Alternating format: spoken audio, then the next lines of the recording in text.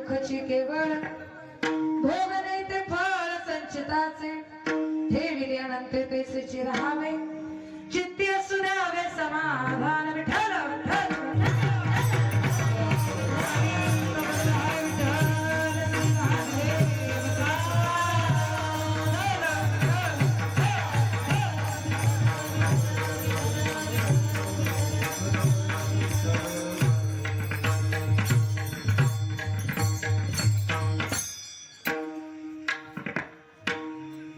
अभंगाचा पूर्वार्ध संपलेला आहे.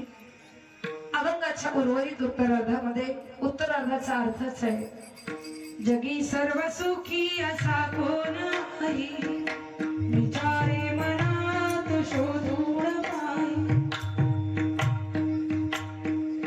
जो देखी सो दुखिया बाबा सुखया कोई न जाणे. सगळे दुखी आहेत. राजा दुखी आहे, प्रजा दुखी आहे.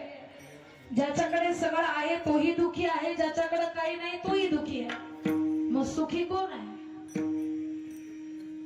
सुखी तीच मंडळी आहे भक्ती व्रत वैकल्य आत्मचिंतन करतात ती मंडळी सुखी आहे. तुकोबाने त्या स्थितीचं वर्णन करतात. वास्तविक त्या सुखाची अनुभूती त्यांना आलेली आहे. आपण जर विचार केला अर्धापूर आणि नांदेड या परिसरामध्ये परतूर जवळ आहे आपल्या इकडून. धोतर दोडा आष्टी येते, साखर खेरडा येथे राहणारे शिवसंत लक्ष्मण महाराज तुमच्या या भागाची गोदावरी प्रदक्षिणा करण्यासाठी आले. 5592 अभंगाचा गाथा दिला. कुठल्याच संप्रदायामध्ये भेदभाव नाही दर्शवला. महाराज संसारामध्ये उदास झाल्यामुळे किती करा शेवटी दुःखच आहे. सद्गुरूकडे गेले आणि यात्रेमध्ये लोकांनी म्हटलं महाराज अहो तुम्ही इकडे आई वडील गेले. महाराज म्हणू लागले शोक करावा कोणाचा बघा बाजार मायेचा. वास्तविक प्रत्येकाची माती आणि या मायेच्या संसारामध्ये मी राहिलो तर मातीपर्यंत जाईपर्यंत या ज्या धर्मामध्ये जन्म झाला, ज्या पवित्र गोत्रामध्ये जन्म झाला, रामायणातला प्रसंग तुम्हाला माहिती असेल.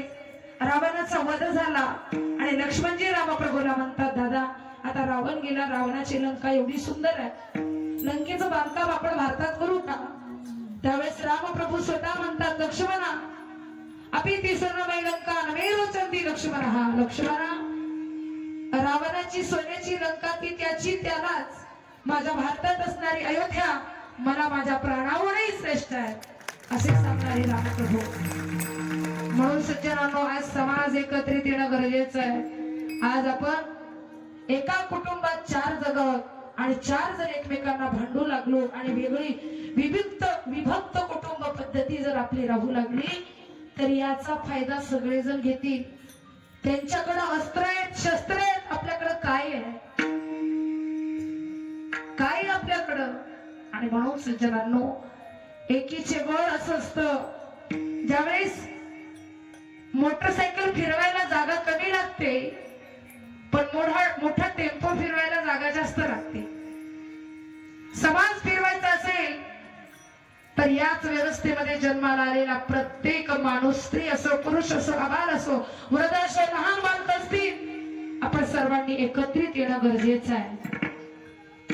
आम्ही भारताचे लोक म्हणणं सोपं आहे पण या सार्वभौम राष्ट्रामध्ये पवित्र अशा समतेचे विचार, स्वातंत्र्य समता आणि बंधुतेचे विचार एकत्रित येणं गरजेचं आहे.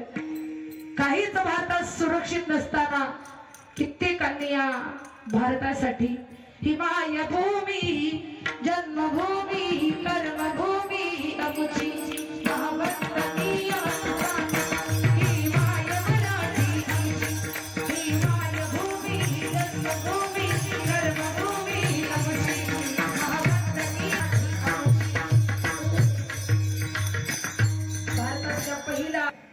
उत्तर देऊ शकाल का? इकडं कोणी कोण होत्या? प्रतिभा दीदी पाटील. 7 समुद्र पलीकडे गेले आणि अमेरिकेच्या राष्ट्राध्यक्षांनी ज्यावेळेस नमस्कार घालण्यासाठी हात पुढे केला त्यावेळेस वास्तविक निदर्शनास डोक्यावरती पदर आहे. भारतीय संस्कृतीचा आदर दोन्ही हात जोडून रामकृष्ण हरी घातलं. ही संस्कृती या भारताची आहे. या कीर्तनातून काही घेऊन जायचं असेल तर माझे 3 मुद्दे लक्षात ठेवा.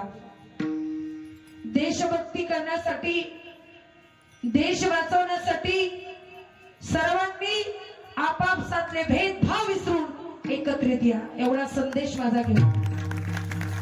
पर्यावरणाचं रक्षण करा. वृक्षवल्ली आम्हा सोयरी वनचरी, वृक्षवल्ली आम्हा सोयरी वनचरी. झाडे वेली पशु पक्षी जोपर्यंत आहे, कोरोनाच्या काळात लाखोची संपत्ती आहे पण व्हेंटिलेटर ऑक्सिजनची टाकी सुद्धा मिळाली नाही. झाडाच्या खाली बसून आपण जिवंत राहिलो. मरताना एक तरी झाड आपल्या हक्काचं लावा. पर्यावरणाचं रक्षण करा. आणि शेवटची शिकवण आहे माझ्या कीर्तनाची, मरेपर्यंत जगा छत्रपती संभाजी महाराजांचा. छत्रपती संभाजी महाराज काय त्रास झाला. छत्रपती संभाजी महाराजांची भूमिका एखाद्या चित्रपटातून ज्यावेळेस दर्शवली जाते त्यावेळेस त्यांची भूमिका करणारा जो नायक आहे त्याला पाहून तळपायाची आग मस्तकाला जाते आणि डोळ्यातून अश्रूंच्या धारा येतात. विचार करा राजांना काय त्रास झाला असेल. सज्जनांनो, राजांच्या बोटाची नख सुद्धा काढली तरी सुद्धा राजांनी धर्मांतर केलं नाही. हीच तत्वनिष्ठता तुम्हा सर्वांची असावी. एवढं तत्व माझं कीर्तनातून सर्वांनी घेऊन जा. मरेपर्यंत इथपर्यंत जरी सुरी आली तरी जननी जन्मभूमिष्य स्वर्गारपी धन्यसी. या भारताचा स्वाभिमान, अभिमान मरेपर्यंत आपण सर्वांनी बाळगावा. वास्तविक तो स्वाभिमान तुम्हा आम्हाला राहावा. बोलून दाखवण्यापेक्षा अस्तित्वात आणणं गरजेचं आहे. फॅशनच्या नावाने पाश्चिमात्यांचं संस्कृती, पाश्चिमात्यांचं अनुकरण करू नका. ज्यावेळेस तिलकहीन मस्तक आपण पाहतोय, पाश्चिमात्यांचं अनुकरण करून अन्याय आणि अत्याचार होत असताना या सर्व गोष्टी घडल्यानंतर हैदराबाद मध्ये प्रियंका रेड्डी नावाची तरुणी, त्या तरुणीवरती ऍसिड फेक करून तिला जाळून मारण्यात आलं पेट्रोल टाकून. कित्येक प्रकारच्या चाचण्या केल्यानंतर कळालं हा देह प्रियंका रेड्डीचा आहे. काहीच गुन्हा नसताना त्या भारतीय तरुणीला आज डॉक्टर करायला आई वडिलांना केवढी ताकद आणि केवढे परिश्रम घ्यावे लागतात. म्हणून सज्जनांनो, आपले आयडल कोण असले पाहिजेत, आदर्श कोण असले पाहिजेत? स्वामी विवेकानंद, सावित्रीबाई फुले, लोकमान्य टिळक, बाळ गंगाधर टिळकांनी ठिकठिकाणी गणेश उत्सव का साजरे केले? समाज एकत्रित यावा, समाज संघटित व्हावा आणि भारतीयांच्या अंतःकरणामध्ये हाडामासा रोमारोमात हिंदुत्वाची चाहूल लागावी याकरता लोकमान्य टिळकांनी गणेश उत्सव चालू केले. सत्यवादी चळवळ महात्मा गांधीजींनी, नेताजी सुभाषचंद्र बोस यांनी तरुणांमधला जो पराक्रम आहे तो जागृत केला. खानदेशातल्या बहिणाबाईंनी शेतकरी बापाची व्यथा मांडली की या बापाला पाहून तरी संस्कृती जपा. तुकोबाराय आपल्या अभंगामध्ये वर्णन करतात की या संसारावरील मोहमाया नष्ट व्हावी. देह भगवंताच्या आत्मकल्याणाकरता देह आहे आणि त्या कल्याणाच्या साधनेकरता माणसाचा देह आहे. तुकोबाराय अभंगाच्या शेवटच्या चरणामध्ये